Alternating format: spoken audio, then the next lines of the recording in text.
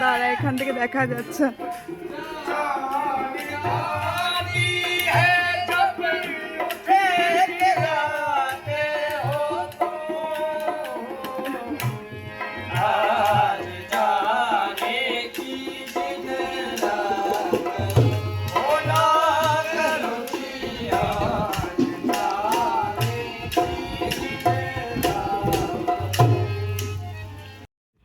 Check out করে বেরোনোর ঠিক সেই সময় প্যালেসে এত সুন্দর একটা গান বাজছিল যে গানটা শুনে মনটা আরও বেশি খারাপ হয়ে গিয়েছিল।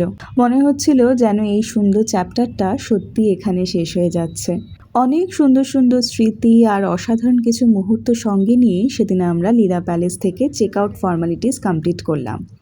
তারপর আবার সেই একই বোটে উঠলাম, যেটা আমাদের আবার আগে সেই জায়গায় নামিয়ে দিল। সত্যি বলতে সেদিন মনটা ভীষণ খারাপ ছিল।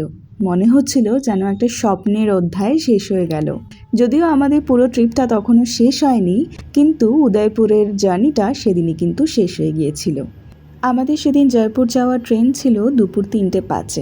সময় মতো স্টেশনেও পৌঁছে গিয়েছিলাম, আর ট্রেনে উঠেও ঠিকঠাক মতো উঠে বসেছিলাম আর অপেক্ষা করতে লাগছিলাম কখন ট্রেন ছাড়বে।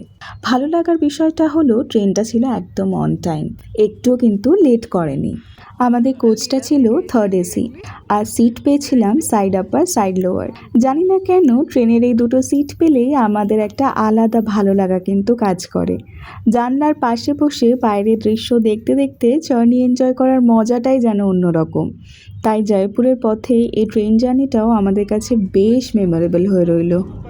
জানলার বাইরে একের পর এক সুন্দর সুন্দর দৃশ্য দেখতে দেখতে কখন যে সময় কেটে গেল সেটাই যেন বুঝতে পারিনি। দেখতে দেখতে প্রায় রাত 10:30 নাগাদ আমরা জয়পুরে এসে পৌঁছালাম। সারাদিনের জার্নির পর নতুন শহরে পৌঁছানোর এক্সাইটমেন্টটা কিন্তু একটুও কম ছিল না। জয়পুর স্টেশনটা অনেকটাই বড় ছিল আর ভীষণ পরিষ্কার ছিল, আর প্রথম দেখাতেই আমার কিন্তু বেশ ভাল লাগছিল। আর একটা জিনিস যেটা আমার প্রথমেই চোখে পড়েছিল সেটা হলো স্টেশনের কালারটা কিন্তু ছিল একদম গোলাপি রঙের।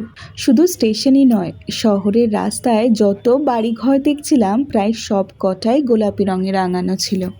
আসলে আমরা যখন কোনো নতুন সিটিতে ঘুরতে যাই তখন সেই জায়গার হিস্ট্রি বা কালচার সম্পর্কে অনেকেই সেরকম করে জানি না, বা কোনো সময় জানার চেষ্টাও করি না।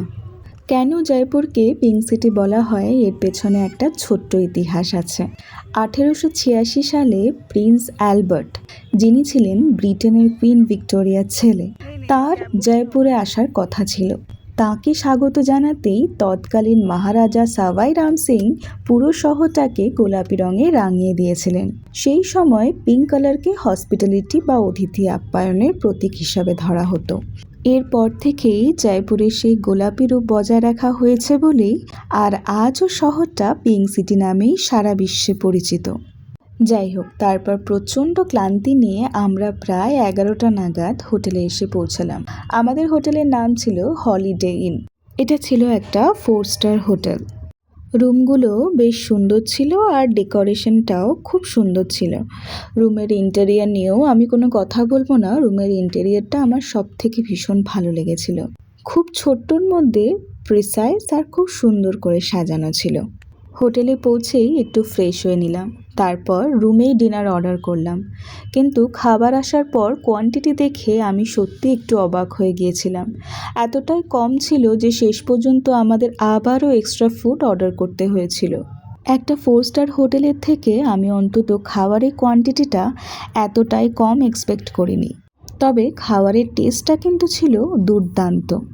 তারপর আর কি, রাতের বেলা আমাদের রুমের উইন্ডো থেকে জয়পুর সিটিটা দেখতে দেখতে সেই দিনের মতো দিনটা শেষ করলাম। এই তো আজ এতটুকুই। দেখা হচ্ছে আবার পরের ভিডিওতে।